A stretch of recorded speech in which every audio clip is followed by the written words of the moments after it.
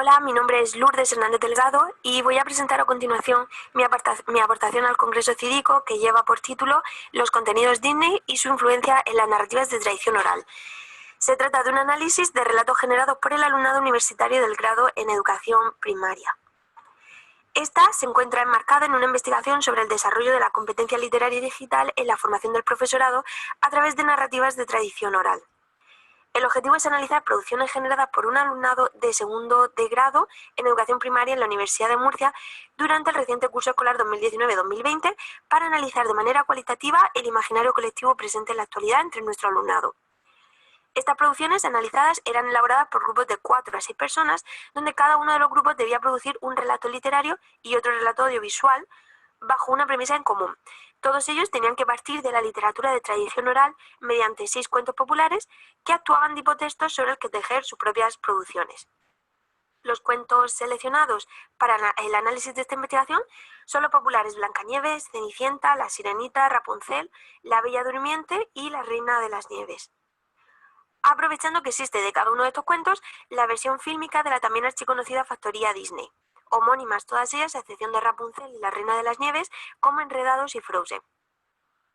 A continuación, con el análisis de sus propias producciones, esbozaremos a grandes rasgos el imaginario colectivo presente. Comprobaremos si este imaginario colectivo que renace está más cerca de las narrativas de tradición oral o, por el contrario, el sustrato predominante viene influenciado principalmente por la factoría Disney. Veremos cuál es la sombra. En un primer momento debemos de tener en cuenta que palabras como cultura y literatura no han significado siempre lo mismo, sino que han ido cambiando a través del tiempo, dan cuenta de que no pueden pensarse los cambios culturales sin una conciencia histórica de sus significados. De ahí el valor de partir aquí de la literatura tradicional. Además de desarrollar la competencia literaria y digital, la creatividad y el trabajo en equipo, el propio alumnado también ejerce una actividad crítica mediante el análisis de sus propias producciones y, en definitiva, un análisis de la cultura como el que aquí estamos realizando. Es decir, se está haciendo un análisis que pretende sacar a la luz los significados y valores implícitos y explícitos de una forma de vida y de una cultura determinada, donde se analiza culturalmente la factoría Disney como dominante, residual, emergente o estructurador del pensamiento. Por tanto, nos lleva a desentrañar las relaciones de poder entre distintas formas de cultura y a describir y valorar la naturaleza del pensamiento y la experiencia. Además, sabemos que el pensamiento de las personas en el siglo XXI se nutre de diferentes estímulos, no siendo la letra impresa la única vía de aprendizaje. Indagar en los aspectos del conocimiento cultural que las personas poseen con respecto de la literatura y más concretamente de la literatura infantil supone encontrar una competencia enciclopédica que incluye saberes procedentes de los formatos audiovisuales. Tendremos que pensar en un canon híbrido muy flexible en el que probablemente la influencia de los mercados con personajes populares y su merchandising asociado se conviertan en los referentes de la literatura infantil. A este respecto acontece la paradoja del encabalgamiento escolar, concerniente a que las personas confundirán esos saberes de procedencia audiovisual con la cultura letrada. Por tanto, encontramos una población con competencia enciclopédica más que literaria. Como en esta investigación nos vamos a mover entre textos, nuestro primer análisis va a partir del primer ejercicio que realizó el alumnado. Esto es, a través de una constelación literaria o mapa conceptual, debían describir visualmente un itinerario lector cuya base documental se agrupaba temáticamente en elementos literarios en torno a los cuentos antes mencionados. Buscar los hipotextos de Perrault, Hermanos Grimm, Andersen, por ejemplo, y renovaciones, adaptaciones que encontrasen poemas, cuentos, artículos, elementos artísticos, audios, películas, teatro, ilustraciones, pinturas, esculturas, elementos transmedia, videojuegos, publicidad, miscelánea y elementos multiplataformas, Wikipedia, YouTube, Instagram, etc. En ese primer contacto con las investigaciones y recopilaciones del alumnado, percibimos una serie de paratextos, siguiendo a Genet, que nos acercan un poco más al imaginario colectivo.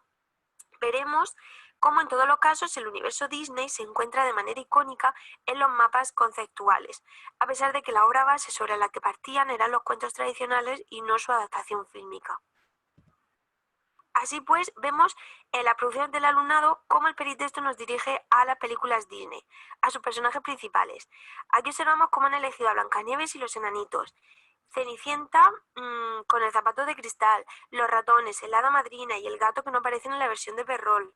En La Bella Durmiente vemos cómo combinan a la princesa en apuros con Mario Bros, la cual es custodiada por dragones, mientras espera no marchitarse como una rosa, princesa que besan sapos, para volver de nuevo a la imagen de la sirenita de Disney bajo el mar, Rapunzel de enredado relacionada con Shrek y todo un merchandising detrás, o la imagen de Elsa, reina de Frozen.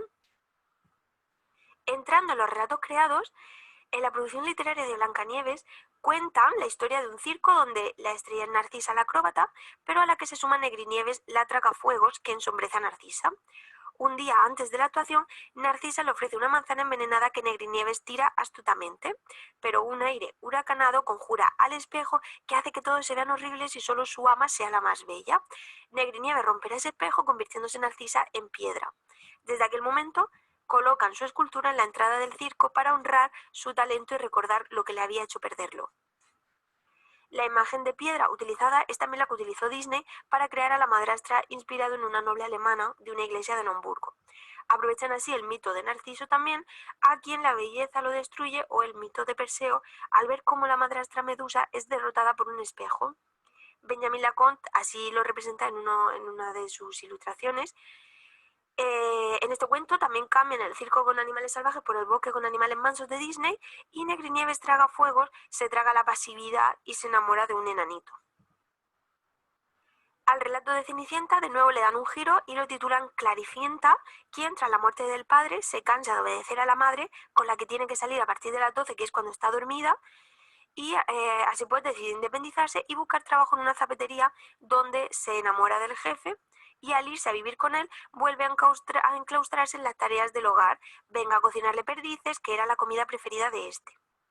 Tras darse cuenta y retomar su independencia, 6 meses más tarde es ya jefa de un departamento de marketing.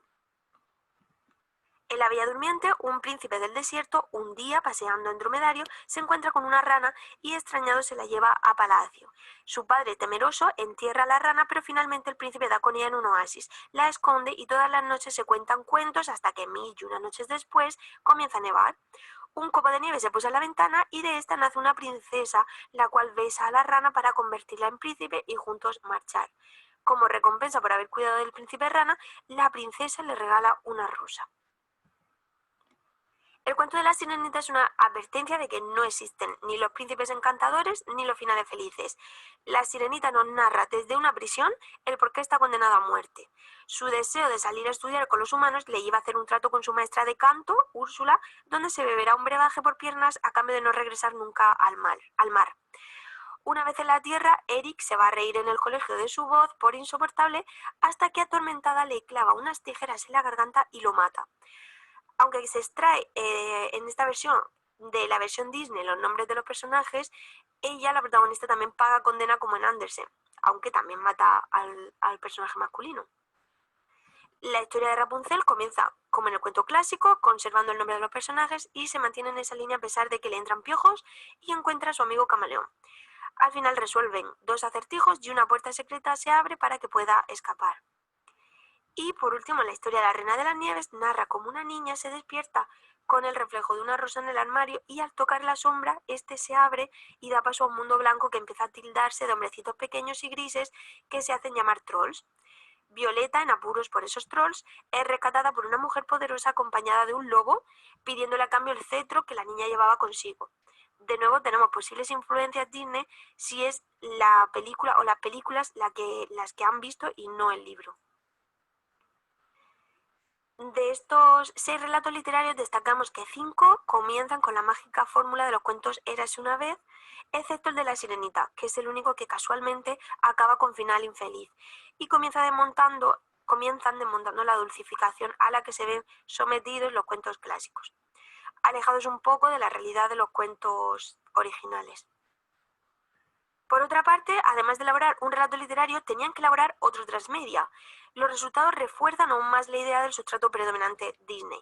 Por ejemplo, el relato de Blancanieves comienza exactamente igual que la película. Vemos una Blancanieves contando una historia como youtuber y a sus amigas que conservan los modos de los enanitos hablando por WhatsApp.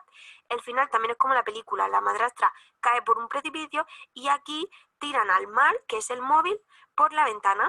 El vídeo concluye además con la música original de la película Disney, Sonreír y Cantar. Aunque el relato de Cenicienta se titula Una Cenicienta diferente, el vídeo comienza también con la canción Disney. Cenicienta en una fiesta recibe un match de Tinder de un chico que le gusta y echan un baile. Luego ella tiene prisa y se deja el zapato de cristal que Henry, nombre del protagonista Disney, lo recoge. Al final, él está bien posicionado y le paga una beca a Cenicienta para que se marche a París a cumplir su sueño de estudiar en la universidad. Final feliz, pero no juntos. En La Bella Durmiente Transmedia, un dragón brujo mete a los tres hermanos Mario, Luigi y Shrek en un cuento para ayudar a Felipe, nombre también Disney, a rescatar a la princesa dormida. Finalmente la madrastra maléfica la deja en libertad, se reconcilian y ahora ella será libre de elegir con quién casarse, por lo que el príncipe lo acepta y se va contento. En La Sirenita, a través de una videollamada por Skype, tres amigas sirenas quedan para dar una fiesta bajo el mar con la canción del cangrejo Sebastián de Disney, y la invitada Úrsula les echa algo en la bebida, por lo que al día siguiente padecen de una buena resaca y no de mar precisamente. En Rapunzel Transmedia, una malvada bruja castiga a Rapunzel a no salir de una torre y a esta solo le queda mirar las redes sociales. El día de su cumpleaños sus fans le mandan cartas a través de un cartero del cual se enamora, consiguen burlar a la bruja que mientras se está poniendo hashtag villana, la más guapa del reino, con ayuda del camaleón Pascal de la película Enredados, dando sartenazos también de Enredados. Y la más alejada del cuento original y de la película Disney será la versión que han hecho de La Reina de las Nieves, donde solo aparecen renos y nieve como símbolos originarios. En definitiva, tres de los cuentos transmedia están contextualizados desde un presente, por lo que se percibe en los relatos multimodales un factor de realismo frente al componente más fantástico que veíamos en los relatos literarios. En 4 de estos 6 cuentos, sus personajes se comunican por redes sociales, Skype, WhatsApp, Tinder, YouTube y Twitter, y se percibe una total conciencia de la sociedad actual. Por ejemplo, se relaciona el veneno de la manzana con el veneno de Apple, es decir, exceso de conectividad al móvil, además de realizar una denuncia y crítica frente a problemas sociales como el empoderamiento femenino, que contrasta con el final feliz de la película Disney. Los relatos actuales entienden por feliz ahora el acabar Blancanieves con su novio tóxico y recuperar a las amigas, marcharse Cenicienta a cumplir su sueño de estudiar fuera sin el príncipe, conseguir la libertad la Bella Durmiente y Rapunzel para casarse con ese príncipe no con el que las ha salvado, sino con el que amasen realmente, o tener la Sirenita, querer tener piernas para irse de fiesta. Como conclusión, con este análisis de relatos literarios y multimodales y de itinerario lector, atendiendo aspectos paratextuales a la vez que al contenido, podemos afirmar que, por un lado, gran parte de las referencias parten de las producciones fílmicas, especialmente del universo Disney, hecho que hay que tener en cuenta a la hora de valorar el imaginario colectivo presente en la actualidad entre nuestro alumnado. Por otro lado, constatamos que si bien la imagen que prevalece es la creada por el mundo Disney, en las versiones que el alumnado actual hace de sus cuentos, esta imagen adquiere un lavado de cara y se convierte en una firme crítica, quizás ese reflejo de la sociedad edulcorada que Disney ha transmitido de generación en generación. La mente social colectiva se transforma con el tiempo, con la sociedad, con los medios. Como reflexión importante tenemos que plantearnos si la fragmentación del conocimiento en lo que contiene la literatura infantil se refleja en cierta mezcla de personajes, acciones y argumentos. Esta transmisión fílmica moldea el pensamiento de los receptores que de un modo u otro estereotipan la literatura infantil, quedando el texto impreso subyugado a la cultura de la imagen. El docente debe ser muy consciente de estas sombras para atraer a la lectura, al origen, y trabajar tanto la competencia enciclopédica como la competencia literaria. Esto es todo, muchas gracias por su atención.